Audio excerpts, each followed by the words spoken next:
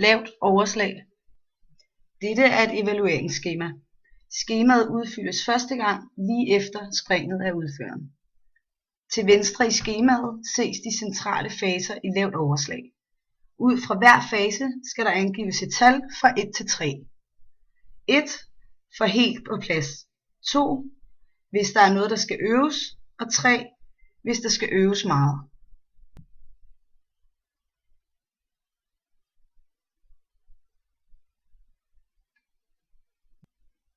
Jeg har nu udført springet lavt overslag og har givet de forskellige faser et tal fra 1 til 3.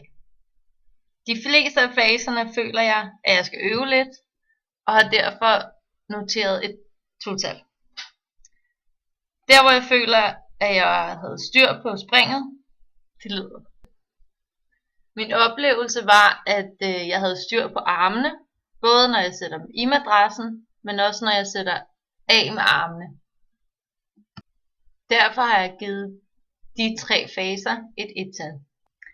Her har vi et stillbillede af dit isæt af armene. Ser det ud, som du oplevede det? Ja, det synes jeg, det gør.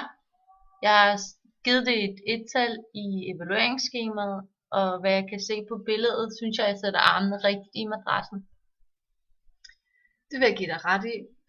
Sådan ser det også på billedet. Hvad har du givet af tal til afsæt af armene? Der har jeg også skrevet 1, men når jeg ser mig selv på videoen nu, kan jeg godt se, at jeg ikke får nok kraft i mit afsæt, som jeg oplevede i selve springet. Hvad tror du så, der skal til, for at du får mere kraft i afsættet? Jeg kan se, at jeg har meget bøjet arme i mit afsæt.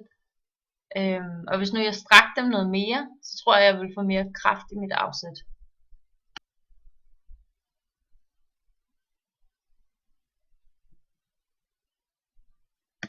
Nyt spring, nu med fokus på armene.